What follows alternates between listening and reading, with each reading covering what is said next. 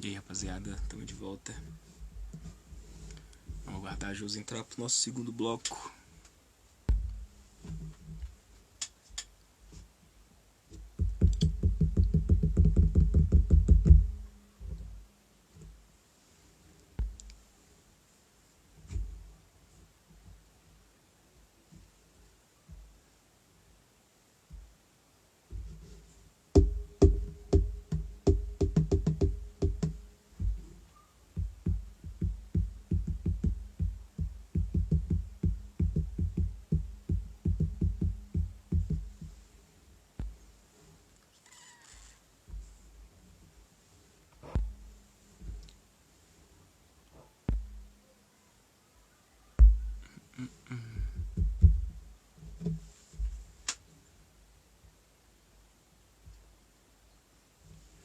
E aí, Josi.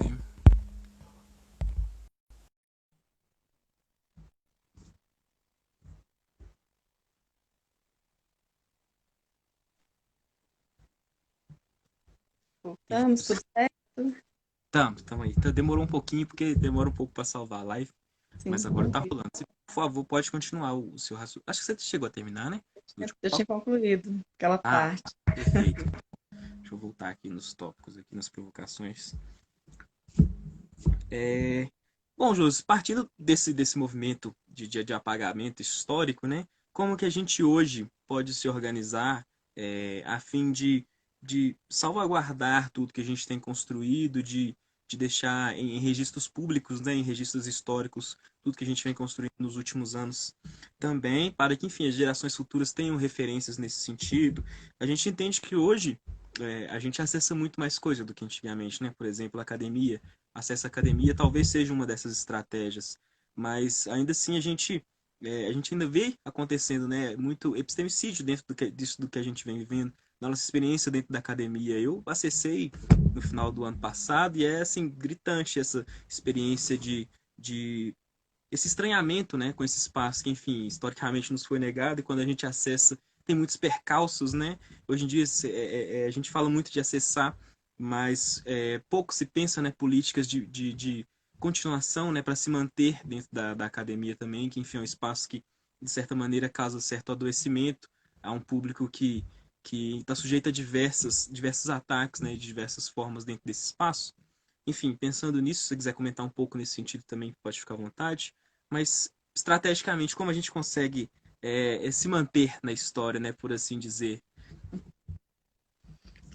Uai, querido, a falta de formalidade, né? Não, Mas tranquilo, a gente não tem isso. voltando àquela conversa que a gente estava tendo no final do bloco anterior, né? Sobre essa importância de aprender a olhar para a partir da nossa experiência ancestral e de toda a bagagem que a gente tem e que fica, enfim, né, tem um processo de aniquilamento aí da possibilidade de a gente reproduzir isso mesmo, mas ainda assim resiste, né?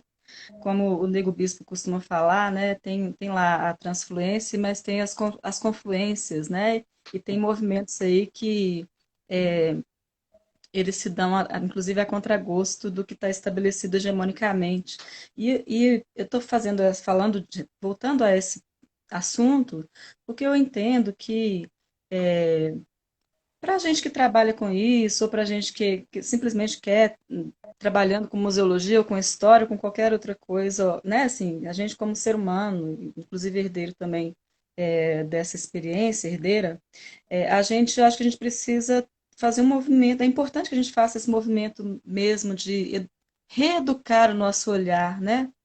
Alguns de nós já fazem isso muito bem, mas muitos de nós, por exemplo, quando você fala do exemplo de estar na universidade, e da universidade, esse espaço como que massacra muitas vezes, né, assim, porque Sim, tem outras, enfim, o que está preponderando ali é um tipo de produção de conhecimento que desconsidera outros, que hierarquiza e desvaloriza outros, dentre os sim, quais estes nós podemos aprender por meio da nossa herança ancestral, né? Então, eu acho que passa por um movimento de reafirmação disso, e eu acho que não precisa necessariamente ser tem várias formas de se fazer esse movimento de afirmação. Tem experiências que são na ordem do individual, tem experiências que são de outras de outra ordem. Então, estou querendo dizer com isso que, a despeito de todo o processo de silenciamento, de produção de esquecimento sobre essa nossa presença forte, predominante, construindo esse país, construindo as cidades, tem experiências que preservaram essa ancestralidade, essas referências todas. E essas experiências estão muitas vezes, por exemplo, nas comunidades que preservam práticas de oralidade, preservam outros valores que são tidos como menores enquanto, né, nas experiências de produção do conhecimento, e que eu acho que a gente precisa aprender a olhar para isso, fazer um movimento contrário, se despir da nossa formação é, de matriz europeia, ela está lá, ela tem uma utilidade, né? A gente não joga fora as coisas, a gente também é constituído por ela, Sim. feliz ou infelizmente, né? Às vezes até felizmente, o que nos dá a oportunidade de ler, saber ler esse espaço, como que é produzido esse artefato todo de opressão também, né?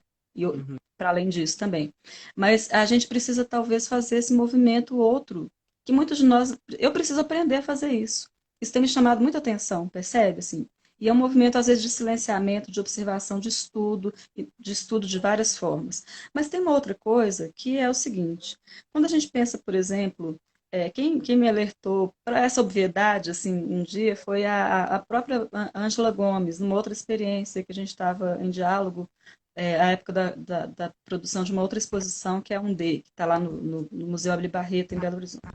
E no diálogo com a Ângela, ela estava lembrando, nossa, realmente, faz sentido porque se a gente pensar que nós somos a maior parte da população desse país, e sempre fomos, né, e da cidade, o imposto que mantém, né, os equipamentos públicos, as políticas públicas funcionando, né, que deveriam funcionar para todos, é nosso também, né, vem em grande medida de nós. Se a gente for pensar, por exemplo, a questão fiscal no Brasil, a maioria de nós somos pobres, né, negros enfim, população negra compõe a maioria da população pobre, e quem mais paga imposto proporcionalmente nesse país somos nós. Então, Sim. nada mais que justo que a gente ter o direito a ser representado naqueles espaços, mas não como nos espaços públicos, sermos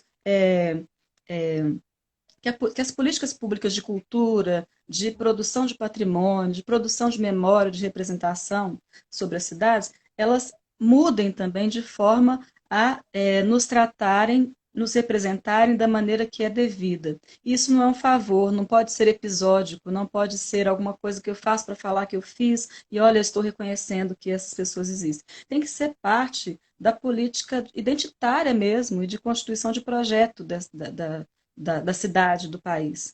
É nosso Uhum. direito mínimo, porque significa que a nossa história ela é contada de maneira muito manca e equivocada, porque ela ignora a centralidade que é a participação da população de origem africana nessa cidade, da população originária, né, que as pessoas passaram a chamar de indígenas, né, Sim. nesses territórios. Então, para uma sociedade que se quer, mesmo dentro dos valores da chave ocidental de democracia, do entendimento ocidental de democracia, de cidadania, né, eu estou falando, inclusive, para as nossas forças progressistas, né?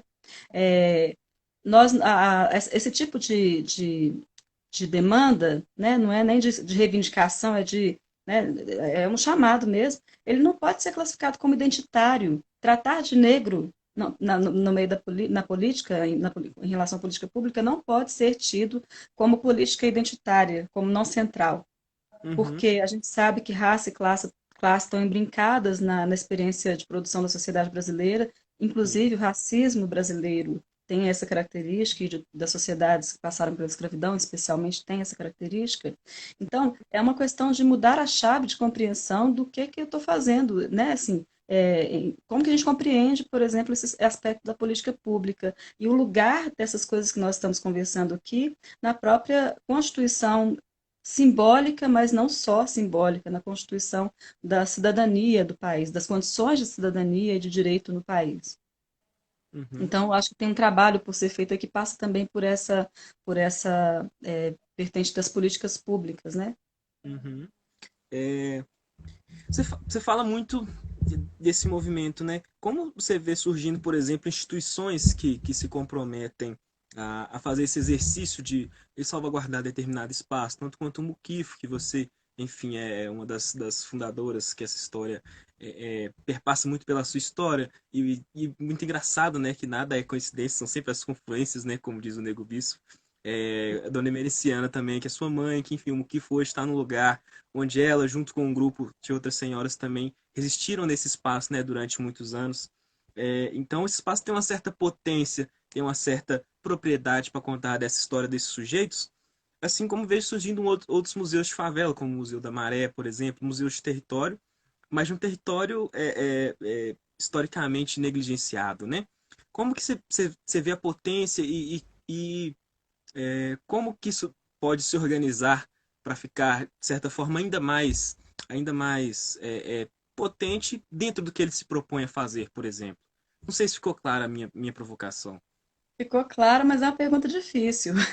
Sim, assim, a gente tá Tá pensando. difícil. Mas ela é legítima, né? Assim, muito apropriada, inclusive. Mas eu estou brincando um pouco com isso, porque eu acho que não encerra numa conversa nossa aqui, né? É mesmo uma Sim, provocação para a gente pensar, claro. Mas eu poderia dizer várias coisas sobre isso, né, Trigger? Mas é muito importante a gente lembrar que é, esse passo que eu acho que é meio utópico, mas eu não quero que seja utópico, eu estou falando aqui, olha, tem que haver um compromisso público, né, de quem é responsável, dos órgãos responsáveis pelas políticas públicas, com relação a esses assuntos, essas demandas. Tem que uhum, haver.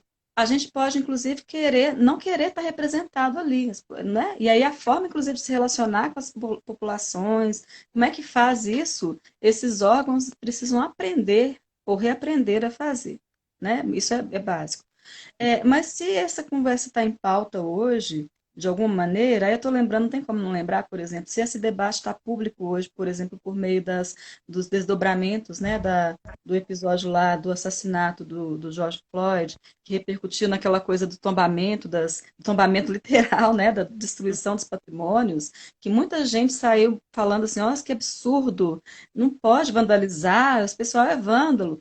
Essas pessoas não perceberam que o que está em jogo ali não sim, é uma coisa muito mais profunda e muito mais, ao mesmo tempo, ampla, né? A gente está falando dessa centralidade que nos foi negada, do nosso direito a existir também no campo do simbólico e sim, do absurdo que é as identidades de um país, de uma cidade, serem representadas por monumentos de exploradores, por monumentos de pessoas que mataram índios, dizimaram índios. Ah, não, mas eu sou historiadora, as pessoas vão me falar, não, mas você tem que, como assim uma historiadora não consegue deixar de ser anacrônica, está sendo anacrônica, porque naquele tempo as pessoas não tinha os mesmos valores que a gente. Não, gente, mas a gente está falando do presente. A história ela existe em função do sim, presente. Eu olho para o passado, eu posso reconhecer que as pessoas não tinham os mesmos valores, mas o que eu faço com o presente? sim. Percebe? Então, Uhum. se eu vou colocar essa estátua demolida ali no museu, porque é importante que ela fique ali também para ensinar muita coisa, pode ser uma escolha contraditória, vai ter tensão em relação a isso, sim. Mas o fato é que o que as pessoas estão dizendo quando querem esses monumentos abaixo é nós não queremos ser representados por isso.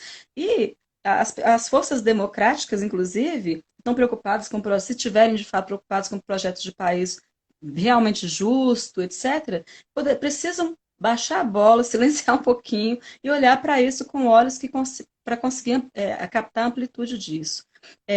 Eu perdi um pouco o que eu estava falando, mas eu estava. Tá, voltei, lembrei. Mas o fato é que se esse debate está acalorado, né, tomou a esfera pública, porque sensibilizou as pessoas, nossa, o pessoal é vândalo e tudo mais, e veio um debate a partir daí, inclusive por meio das redes sociais, esse momento talvez seja muito propício para o reconhecimento de que esse debate só vem à tona por conta de iniciativas como essas que você mencionou. Mas são iniciativas muito pequenas, muito localizadas, mas se você. É porque elas não talvez elas não estivessem sendo captadas e dimensionadas com a devida, como é que eu vou dizer? Enfim, não tivessem sendo bem dimensionadas, percebe?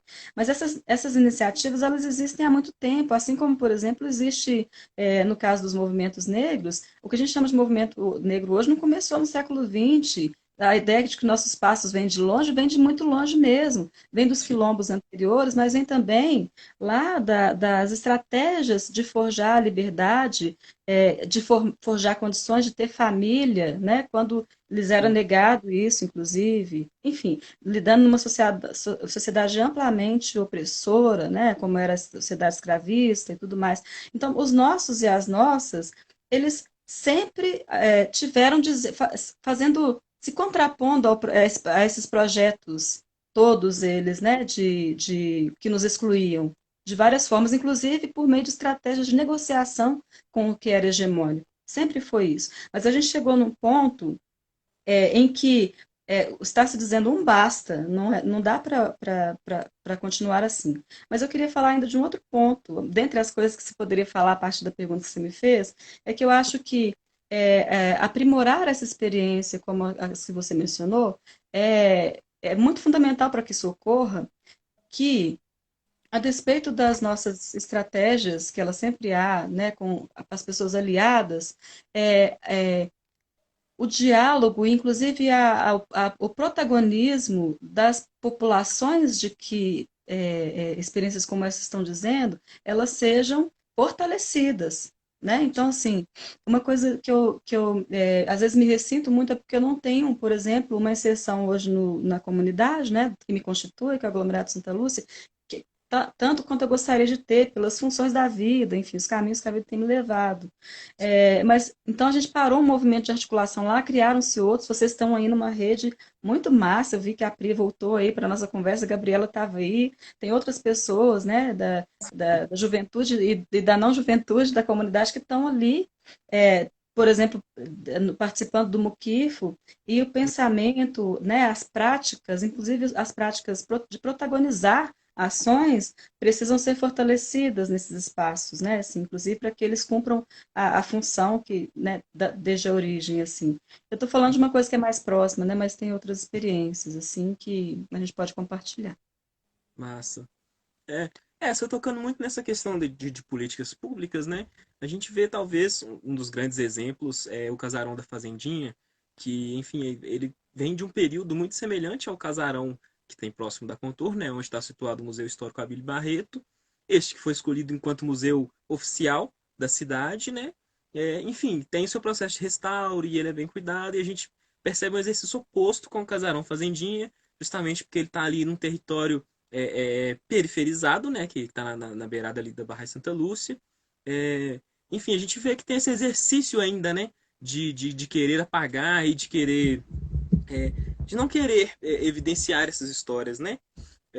Eu vi, já tem uns 2 anos isso, fiz um curso massa com a galera Estopim. A gente foi visitar o acervo do MAN, né? Do MAN não, do Miss Santa Teresa. E lá tem os cinejornais, né? Que, enfim, é uma coisa bizarra de se ver. E que, assim, lá falava que o que restou do Arraial do Curral del Rei, né? E ainda quando se fala, né? Foi o Casarão Fazendinha, a única edificação que restou desse período. E a gente entende que não, que tem outras também. E principalmente falando do Casarão Fazendinha, que é uma coisa que eu não sei tanto da história dos desdobramentos, de como isso foi acompanhando, mas que você, junto com outras pessoas, também estão nessa frente há muito tempo, já de articulação, para ver o que é possível fazer com o espaço, em nível de restauração, de devolução para a família, né? Enfim, como você percebe esse exercício constante, ainda, né, muito, muito forte, ainda muito atual, de querer abnegar completamente esse espaço que, enfim, a gente entende que tem um valor histórico ímpar, que a cidade, né, de uma forma geral, ganha muito com esse espaço também, ainda que minimamente estruturado, ainda que sede, sabe? Pegando o exemplo do casarão, né, da barragem, é chamado casarão da barragem pela prefeitura, no Uhum, processo de tombamento, mas a gente chama de casa da fazendinha. isso. Então, é isso que você falou. O casarão do Abílio Barreto, do Museu Abílio Barreto, era tido como o único remanescente do Curral del Rei. E aí, em 1992, como tem outros casarões, né, outras casas, né, do período do Curral del Rei, na cidade, em Venda Nova, enfim, tinham outros, né, espalhados, assim. Muito pouca coisa restou mesmo, mas tinham esses exemplares. Mas a questão é muito mais exatamente isso que você está falando. como que se constrói uma narrativa, do que está incluído ou não, o que é representativo ou não da identidade da cidade, por exemplo, né? É, e como que sobretudo, como que se perpetua isso nas narrativas construídas no presente. Porque você pode entender, não, isso aí foi um pensamento datado lá dos anos 40, né? Do Abel Barreto e tudo mais, mas a gente está no presente, é aquilo que eu falava, o que a gente faz com essas coisas todas, essa nossa possibilidade de olhar para o passado, o que a gente faz com isso no presente, né? Sim. Então, o casarão da barragem, ou a casa da fazendinha, ela foi, não sei se todo mundo que está conosco sabe, ela foi tombada pelo Patrimônio Público Municipal, pelo Conselho do Patrimônio Municipal da Prefeitura, que havia sido recém-instalado, tinha um ano, talvez nem isso, de trabalho, né, de constituição do próprio Conselho, que as políticas de patrimônio na cidade, elas foram desenvolvidas na década de 80, tiveram um impulso muito grande no país todo, vocês devem saber disso melhor, talvez melhor que eu, Hum. com a Constituição de 88, né, e tudo mais. E no caso de Belo Horizonte, ela foi implementada oficialmente implementada e regulamentada nos anos 90, né, no início dos anos 90. A lei era anterior, mas ela foi regulamentada, a criação do conselho não sei se da diretoria de patrimônio à época, não lembro se o nome era esse, o órgão executivo. Então, os moradores da própria comunidade, um grupo de moradores representados por uma associação da barragem, né, a comunitária da barragem, solicitou o tombamento. Isso era uma coisa extremamente rara. Não sei se antes ou depois, um único caso havia de moradores da cidade que pediram tombamento né, de casas, de imóveis, tinha sido na floresta, ou foi depois disso na floresta. Mas eu sei que em favela era o único caso. E tinha uma razão, as pessoas significavam aquele espaço, depois eu fui entender, durante o mestrado, porque assim, ó, a gente olhava para. A gente pediu tombamento porque a gente queria construir um centro cultural. Olha para você ver, quando a gente fala, olha, isso é muito sagaz, eu não quero construir, não quero reformar ali. E, nossa, dá uma discussão boa sobre o que é patrimônio, por que você patrimonializa, quais os sentidos disso. Para aquela população nossa ali, de moradores daquela comunidade, tornar um bem patrimônio público municipal não era uma coisa qualquer. A gente queria que aquele espaço ele tivesse uma funcionalidade, fosse um centro cultural com biblioteca, etc., e atividades culturais, especialmente para as crianças e jovens da comunidade que não tinham à época nenhuma possibilidade disso, não tinha equipamento na comunidade para cultura, nenhum equipamento público, não tinha equipamento público para quase nada, para cultura menos ainda. Então era uma reivindicação da comunidade junto à prefeitura, e uma estratégia de que aqueles tombaram, uma estratégia para que aquele espaço nunca fosse mexido, né? Nunca fosse mexido no sentido Sim. da forma dele não mudasse. Por quê? As pessoas olhavam para ali, eu perguntei em entrevista para uma das pessoas, né, que estava envolvidas com essa organização à época, é, eu entrevistei ela assim em 2010 ou 11, não sei. Ela me falou que o sentido era porque não, aquela casa ali nos lembra a nossa infância, a gente brincava ali perto, ali era muito diferente, tinha ali a mina d'água que era ali perto, é uma casa que o pessoal fala que era a casa onde tinha escravos, e aí todo mundo acha que essa narrativa é de gente, né, que não faz sentido nenhum, mas se eu fui estudar a história da casa, não está na minha dissertação, mas depois eu entendi, aquela casa, certamente, não aquela atual, mas naquele lugar, porque tem a arquitetura da casa ela dá indícios de que tem várias fases de construção, no mínimo duas. A fase anterior certamente era ali, não sei se era um espaço de senzala propriamente, que a comunidade fala tinha senzala dos escravos ali. Não sei de onde essa informação veio para nossas gerações ali, né? Mas o fato é que aquela casa ali foi sede certamente de algum equipamento, de alguma fazenda do século XIX, quando havia escravidão no Curral del Rei, sim, sabe? Certo. Então tem um sentido constituído ali de ressignificar, inclusive, o uso do espaço, mas referenciando a história de ocupação daquele espaço, da favela, né? Um espaço que é uma casa que está ali num lugar que se tornou uma favela, que não era. Enfim, tem todo sentido ali. É, que quando a gente pensa no porquê que a gente tem, por que é legítimo reivindicar que o poder público cuide daquele espaço?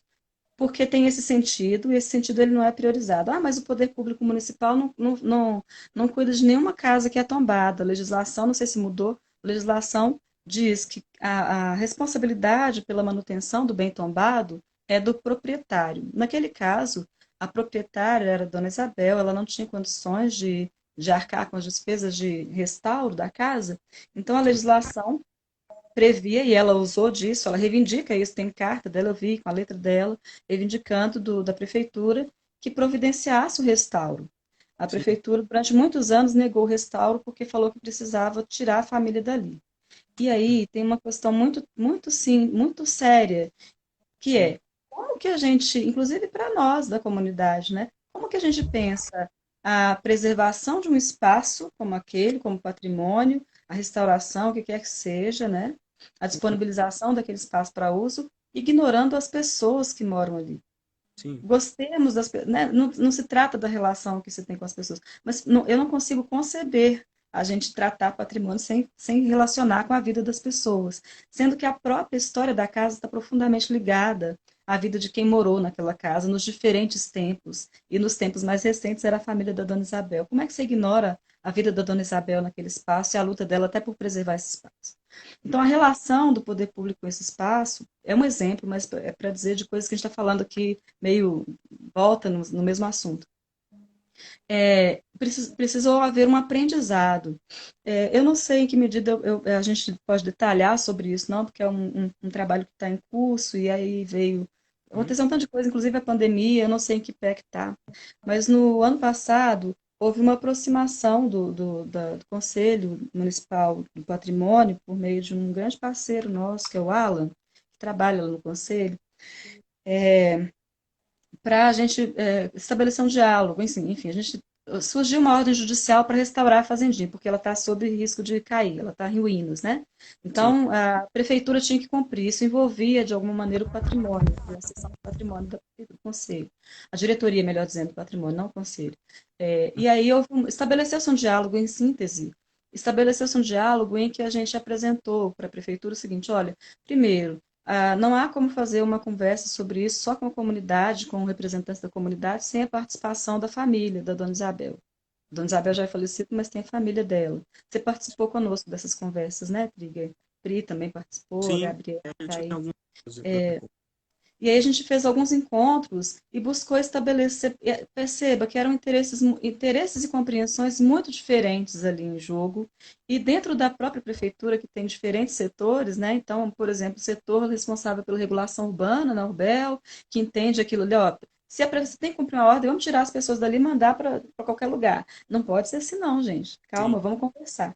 Então, é, vamos ouvir, sobretudo, a família. Então, isso foi um aprendizado nesse processo aí, que está em curso, para tentar ver e viabilizar uma experiência de restauro e disponibilização para uso dessa casa, mas com o tempo todo em diálogo com a família. Isso é muito, muito importante. E foi um aprendizado. Ou seja, estou querendo dizer que é possível, se houver sim, vontade, inclusive vontade política, de mudar a forma de fazer as coisas, em diálogo e aprendendo com essas experiências, com a população, sobretudo, né, com os sujeitos, outros, é muito viável. E quem ganha com isso, inclusive, o aprendizado, uma tecnologia que está sendo construída por meio dessa experiência, é a própria prefeitura, se é de fato o interesse público que está em jogo, né? uhum, massa. Ué, Josi, as provocações que eu tinha aqui, a gente passou, foi discutindo bastante aqui. Meio que a gente já tocou em todas elas. Agora eu vou abrir para o público, quem quiser perguntar. A gente já tem uma pergunta aqui. E quem quiser pode ficar à vontade para mandar agora, porque a gente já vai caminhando para o fim. Beleza? A gente tem uma pergunta da Alana. É possível uma política, uma política pública cultural antirracista se não tivermos currículos, como exemplo, museologia, história, etc? Deixa eu ver. Peraí, que pode ter ficado um pouco confuso.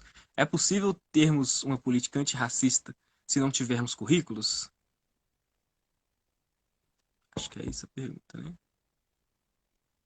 Tem alguma outra? Vocês querem que eu responda tudo junto, ou uma a uma? Como é que é, pelo tempo também que nós temos? A Mabalbarri, tio Josimeire, disponibiliza o título da sua tese, por favor, tem como baixar? Tá, É, eu falei da dissertação e falei da tese. A tese eu consigo disponibilizar, vocês podem me escrever inbox aí, que eu consigo disponibilizar um arquivo, e ela em breve estará disponível publicamente. E rapidamente, esse parênteses, tá? E a dissertação eu vou passar assim enfim, o link, o título, a dissertação você consegue baixar dando um Google mesmo. Massa. É, deixa eu ver se tem mais algum aqui. Ana Lourdes, patrimônio precisa trabalhar de forma holística. Pessoas são importantes. Sim, Ana. Bom, por enquanto temos essa. A Ana falou que vai formular uma questão também. Você pode responder. Também. Sobre essa questão, a pergunta é fácil de responder, embora a tarefa não seja fácil, né? Sobre os Sim, currículos. sim. Ela É, agora currículos antirracistas. eu não sei se é tão fácil, né, também.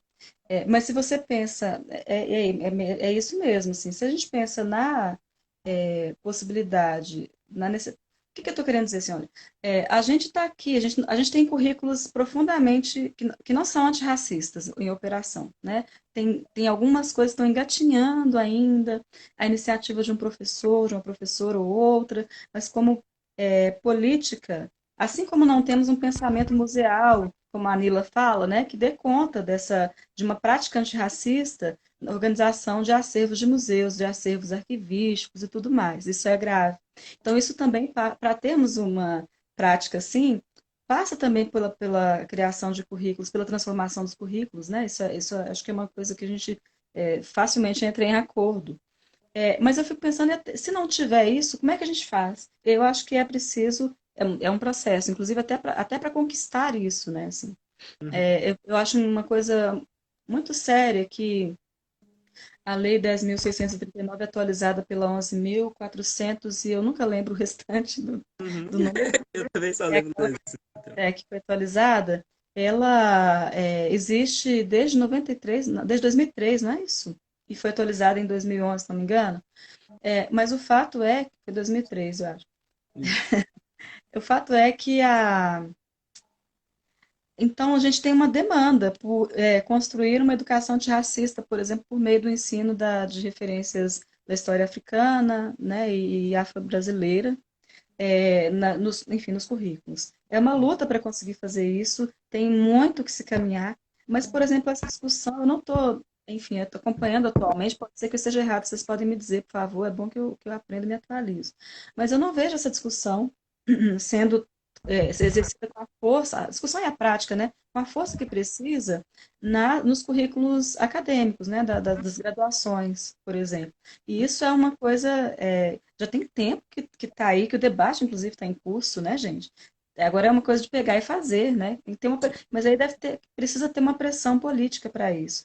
Eu acredito, a gente tem visto ações muito importantes acontecendo, que o fato de a gente ter uma presença maior nossa, né, de estudantes negras, negros, indígenas nas universidades, por meio das políticas de ampliação do acesso, de reserva de vagas, né, as cotas, é, já tem causado pressão em transformações que podem repercutir em ações mais concretas como essas. Talvez seja apostar nesses caminhos, pensar estratégias mais eficazes de construir isso dentro desses espaços, né? É aquela coisa, a gente não tem direito ao descanso, né, gente? A gente nasceu assim, a Sim. gente nasceu para fazer esses enfrentamentos, são enfrentamentos, não tem, Sim. infelizmente não tem outro jeito, é uma luta por fazer aí. Qual que foi a outra questão? É, a outra menina te pediu para você disponibilizar a tese, né? A Nila mandou pra A minha gente aqui a correção da lei, que é 11.645, né? Que ela foi atualizada. E temos mais algumas questões. Pergunta da Ana Lourdes. O patrimônio público brasileiro é racista. Há previsões de mudança, ao menos no médio prazo? Fica sim, Ana Lourdes. A live fica gravada. Só respondendo ela aqui. Tem mais Aham, uma, já posso te fazer de uma vez ou você prefere responder já? pode fazer. Tá. Mais duas, na verdade, né? Uma do Lucas Ribeiro. Como historiadora, como vê a ingerência do Estado em relação à vida dos jovens negros nas favelas e quilombos urbanos? É a segunda pergunta. E tem Ah, mais deixa uma. eu ver. Lá? Da Ana Lourdes de novo. Doutora Josi, você conhece o professor Alexandre de Jesus, da Museologia da Universidade Federal de Pernambuco? Conheci hoje. Acho que é isso, por enquanto. Já respondendo a Ana Lúcia a última pergunta, não conheço, não. Eu já fiquei interessada. Vocês quer falar sobre o trabalho dele aí, ó, Ana Lúcia? Não sei se tem como escrever ou entrar aí na live, É, apresentar para nós. talvez, ela perguntou se fica gravado, talvez ela não consiga ficar até o final, mas entra no perfil da Josi aí, segue ela e vai trocando, né? É sempre bom apresentar referências. Sim. Na verdade, eu não conheço o professor Alexandre, não. Eu fiquei curiosa, queria entender um pouco mais quem é ele e tal, mas eu vou procurar saber. Se ela não puder me responder de toda forma, eu vou procurar saber. Pô, tá E eu queria falando bem entender dele. por que que ela perguntou. Eu suponho que seja porque seja uma referência, e eu Sim, preciso conhecê-lo quanto antes. Eu estou só passando aqui para vocês as referências, tá? Em relação à tese, eu falei para vocês, eu posso. Me escrevam, me chamem aí no inbox que eu mando.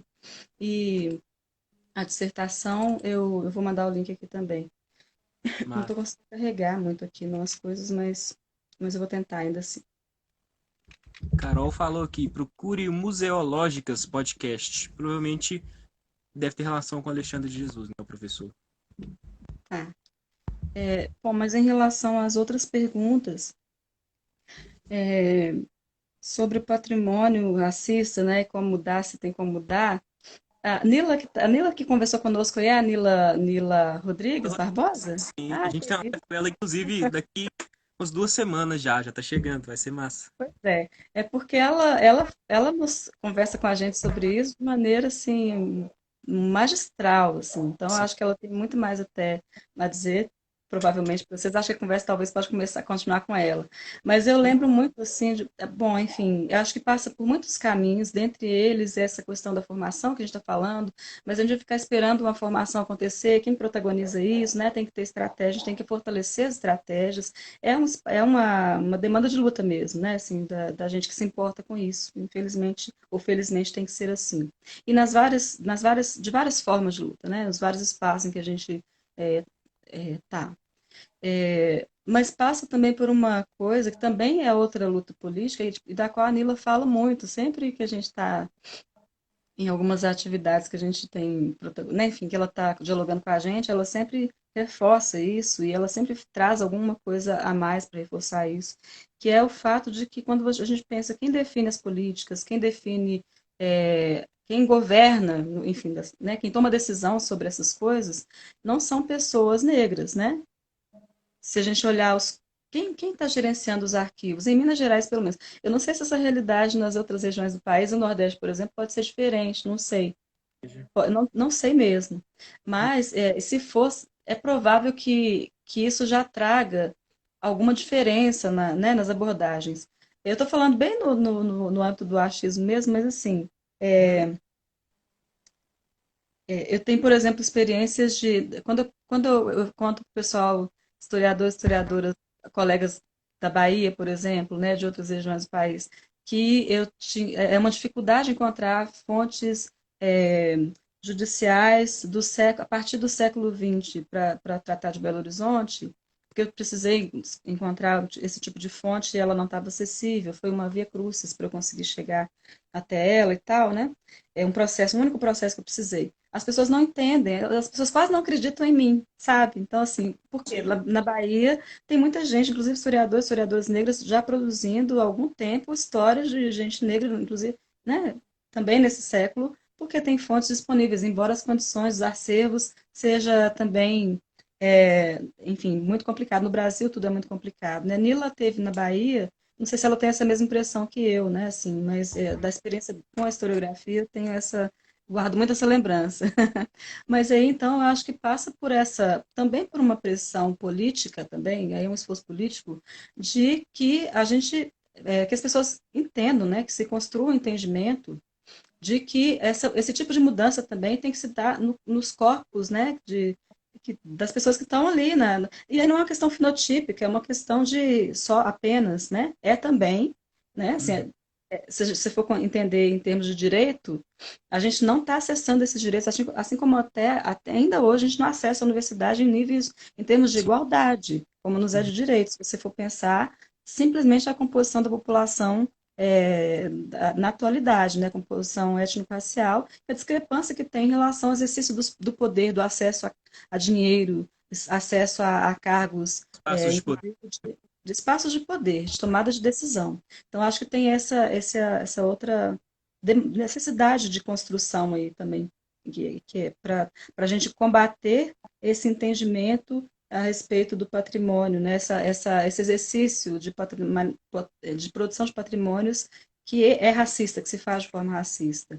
Tem outras possibilidades, eu acho que passa por um processo que envolve de várias formas as experiências educacionais, né, tanto na formação acadêmica quanto nas políticas, por exemplo, de trabalho com a educação básica também, né, em outras perspectivas, né, quando você pensa pode ser por meio da educação, do que se chama de educação patrimonial, mas não exclusivamente, né, mas tem o fato é que a gente tem muito trabalho para ser feito, né, em todas as esferas aí.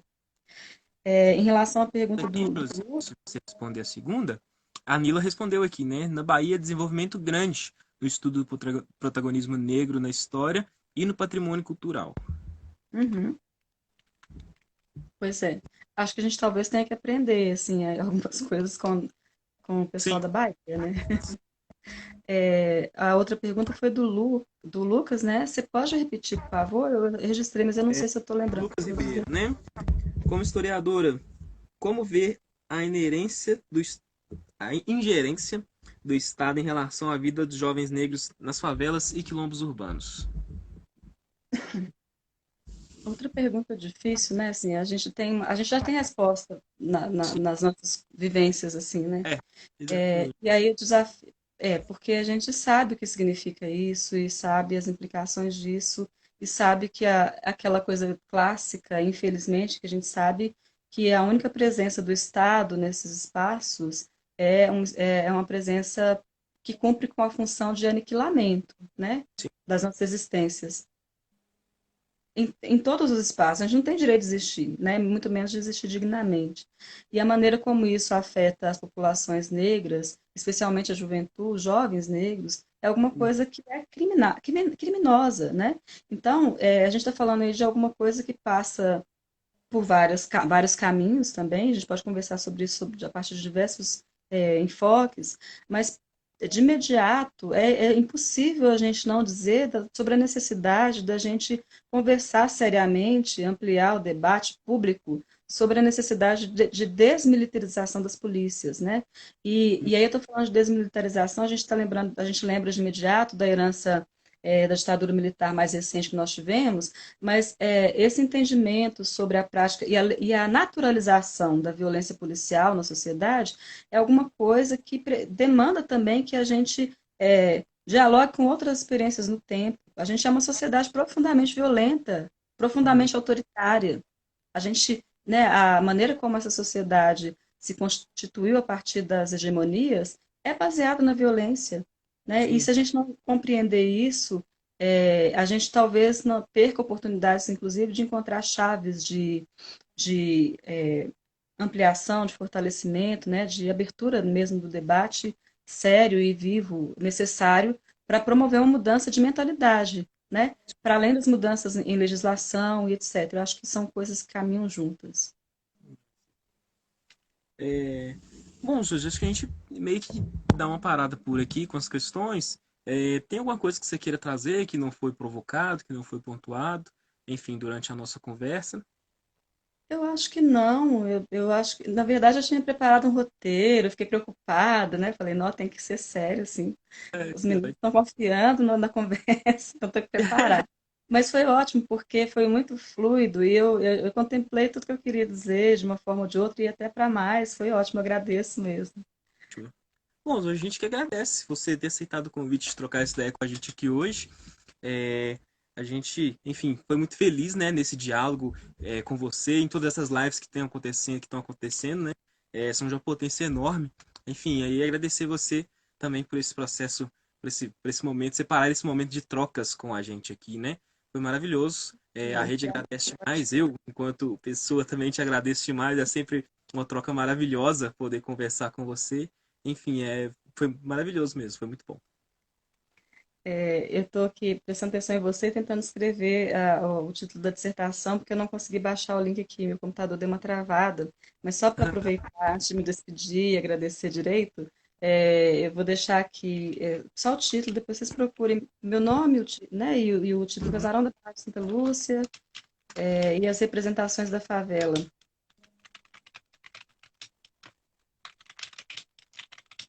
em Belo Horizonte. Massa. Enfim, é isso. Bom, mas para mim foi ótimo também. Eu agradeço mesmo mais uma vez. Assim, não é uma mera formalidade, não. É uma oportunidade de aprendizado mesmo, apesar da gente estar nesse formato é, virtual, assim, que limita um pouco as coisas, mas por outro lado gera outras possibilidades. Eu acho que Sim, a gente poder estar em contato e fomentando conversas sobre temas que são muito importantes, né? Assim como a gente fez aqui, é sempre muito bem-vindo. Eu aprendo muito com essas experiências e vamos seguindo aí, trocando ideia. mas Parabéns aí, mais uma vez pela iniciativa, viu, da rede. maravilhoso. A Pri, amo vocês, Pri. Saudade de você. Tá lá no Recôncavo agora estudando também. Enfim, É, foi a maravilhoso, Pri tá gente. aí, ó. Tem que aprender para trazer para a gente. Aí, Pri, ó, você já tem trazer pra gente um retorno, tá bom? Aqui, não botando muita pressão, mas enfim. Ah, não esqueça de avisar a próxima live. Lucas, eu não sei qual que é a próxima live. Você me manda aí? Porque eu me perdi aqui. É,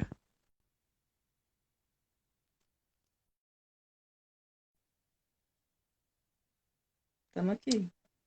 bom, Josi, acho que a gente encerra por aqui. Por favor, acompanhem, né, as nossas postagens na rede Museologia Quilombola também, nos perfis pessoais da Josi, o meu também. A gente tem postado muita coisa. Enfim, todo esse diálogo tem sido muito maravilhoso. O Vitor falou, a próxima live é terça. Eu não sei o tema, mas a gente vai postar em breve aí. Por favor, acompanhem, gente. Josi, brigadão, valeu demais. E a gente segue conversando nos Eu próximos queria só encontros. aproveitar o ensejo e fazer uma sugestão, porque tem temas que podem interessar a vocês.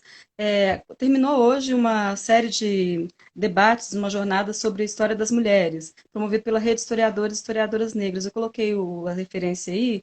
Ah, Recomendo mesmo que vocês deem uma passada por lá, as coisas ficam lá armazenadas, aham. e eu acho que é um espaço bacana também para a gente se articular, sabe? Assim, produzir coisa junto, quem sabe. Tá bom? Maravilhoso. Josi, brigadão. Beijão. Valeu demais. Tchau, querido. Obrigada, gente. Tchau, tchau.